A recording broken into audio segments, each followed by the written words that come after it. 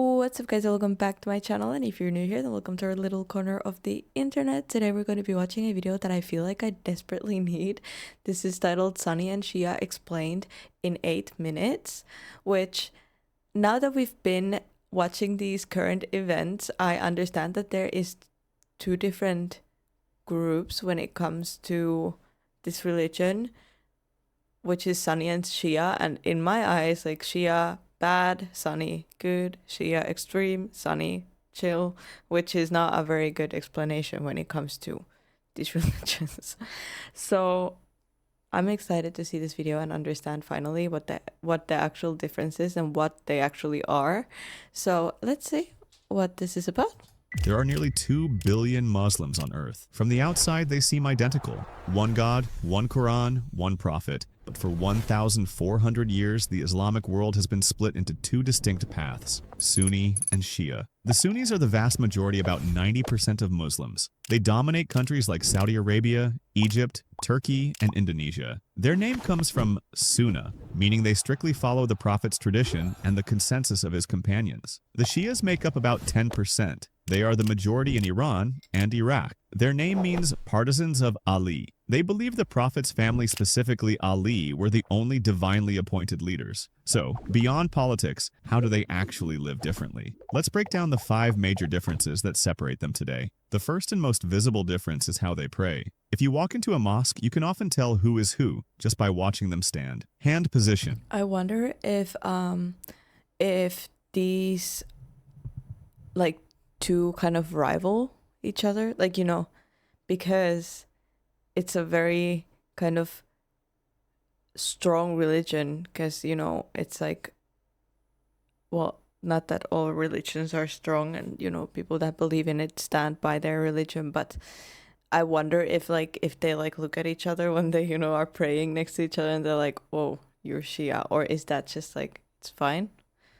When a Sunni Does that make sense? stands for prayer, he typically folds his hands across his chest or navel, right hand over left. This is the standard posture in the majority of Sunni schools. A Shia, however, will typically stand with his arms resting straight down at his sides. They believe this was the original posture of the Prophet during the early years of Islam. Prostration. This is the most famous difference. When Sunnis bow down in prostration, they place their foreheads directly onto the prayer mat or carpet. Shias, however, prostrate on a piece of clay brought from the Holy Land of Karbala, combining prayers. Sunnis pray 5 distinct times a day: Fajr, Dhuhr, Asr, Maghrib, and Isha. They strictly perform each prayer in its specific time slot and only combine them in rare cases like travel or sickness. Shias also have 5 obligatory prayers, but they are permitted to combine them into 3 sessions on a daily basis. They often pray Dhuhr immediately followed by Asr and Maghrib immediately followed by Isha. The Adhan, even the call to prayer, has a unique signature. So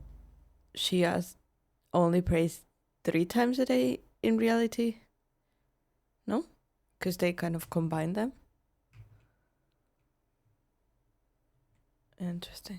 In the Shia Adhan, after the phrase Hayy al-Falah, they add a phrase that Sunnis do not say, Hayy ala khair al-amal, which means come to the best of deeds. The second major difference is where they get their religious rules from. If a Muslim has a question about life, who do they ask? Sunnis rely on the Quran and the Sunnah, the Prophet's recorded sayings and actions. Over time, this evolved into 4 major schools of thought: madhabs, named after the scholars who founded them over 1,000 years ago; Hanafi, the oldest and most widely followed, common in Turkey, South Asia; Maliki, dominant in North and West Africa; Shafi'i, found in East Africa and Southeast Asia; Hanbali, predominant in Saudi Arabia and the Gulf. Importantly, Sunnis consider all 4 schools to be correct and valid. A Sunni can follow any of them. They also believe that religious leadership is a matter of scholarship, not divine appointment.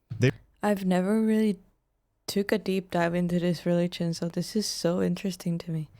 They also believe that religious leadership is a matter of scholarship, not divine appointment. They respect the caliphs and companions, but they do not believe they were infallible. To Sunnis, only prophets are protected from error. Shias operate differently. They believe that the true interpretation of the Quran can only come through the 12 imams from the Prophet's family. They believe these imams were infallible, meaning divinely protected from sin and error, just like the Prophet. But since the 12th imam is currently believed to be hidden, Shias today follow a living scholar known as a reference. Every Shia must choose a high-ranking living scholar, like Ayatollah Sistani in Iraq or Ayatollah Khamenei in Iran, and strictly follow his rulings in a practice called imitation. Unlike Sunnis who follow schools from the past, Shias generally need the guidance of a living authority for modern issues. If you've made it this far, please hit the like button. It really helps the channel. The third difference lies in the definition of marriage itself. While both groups view marriage as a sacred bond, they disagree.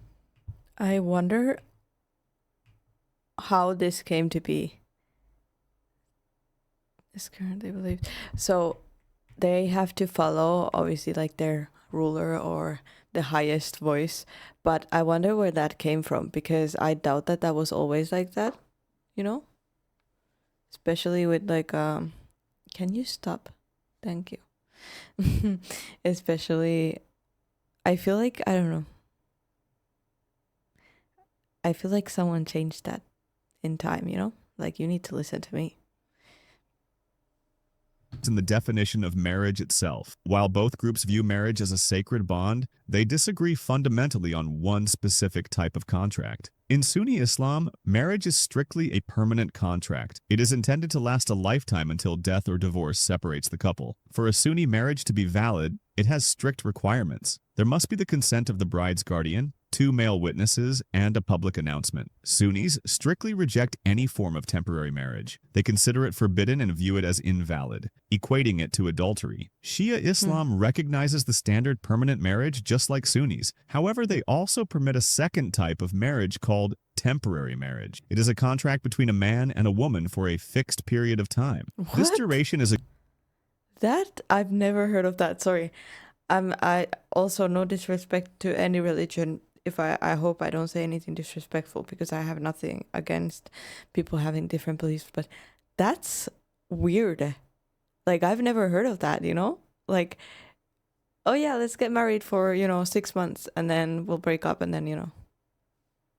What? agreed upon in advance. It could be as short. The couple agrees on a dowry and a time limit. Once the time runs out, the marriage ends automatically without the need for a divorce. Why the disagreement? Shias believe this practice was allowed during the time of the Prophet and is mentioned in the Quran, and that it was later banned by the second caliph, Umar, rather than by God or the Prophet. Therefore, they consider it still valid. Sunnis believe the Prophet himself banned this practice permanently before he died, making it forever prohibited. The fourth difference is emotional and historical, centered around one specific day in the Islamic calendar, the 10th of Muharram, known as Ashura. For Sunnis, Ashura is a day of respect and gratitude. They fast on this day because the Prophet Muhammad sallallahu alaihi wasallam fasted on it. Historically, Sunnis view Ashura as the day God saved Moses and the children of Israel from the Pharaoh by parting the Red Sea. While Sunnis also mourn the tragedy of Hussein, the Prophet's grandson, that happened on this day, they do not have specific annual rituals of mourning. For them, it remains primarily a day of fasting.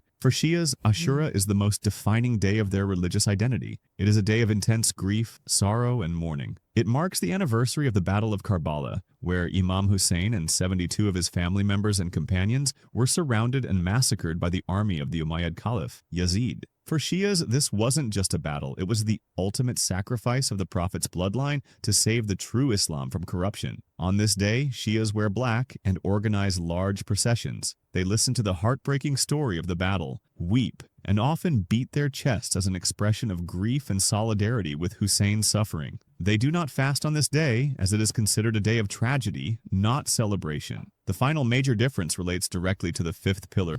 Very, very interesting. But I don't see anything wrong with neither of these. I thought that there would be like, that my brain would go like, this is wrong, this is right. No. I don't view them like that anymore. It's just a little different.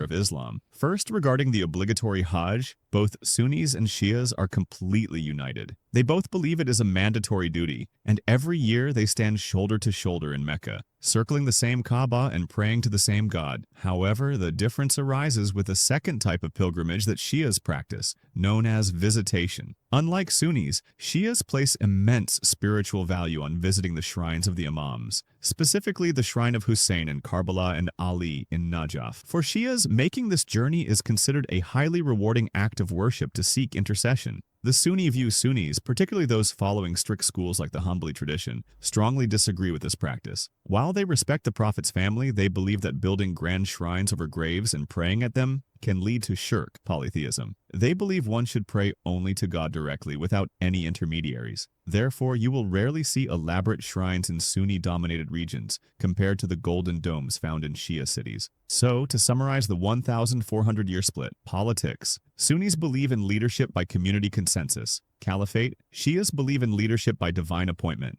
Imamate. Prayer. Sunnis fold their hands and pray on carpets. Shias keep arms at their sides and pray on clay tablets. Authority. Sunnis follow 4 ancient schools of law. Shias follow living scholars. Marjas. Marriage. Sunnis forbid I guess the difference comes here that Shias follow a at living their sides and pray on clay tablets. Scholars. living scholars. I think that's what makes the biggest difference, because the living scholar can,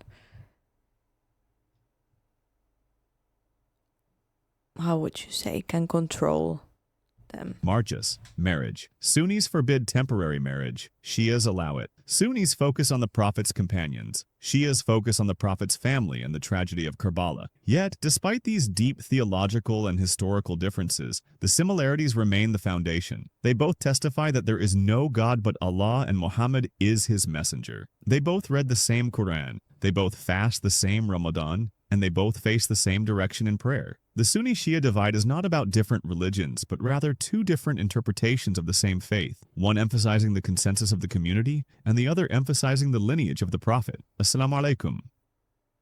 There are nearly... Interesting. Very interesting. I'm glad that I watched this video. It definitely gave me more insight and a different perspective, since I was not very educated on this at all. And it's good. It's good to know. It's good to know. I would love to hear your thoughts in the comments below, guys. Thank you for joining me for this video.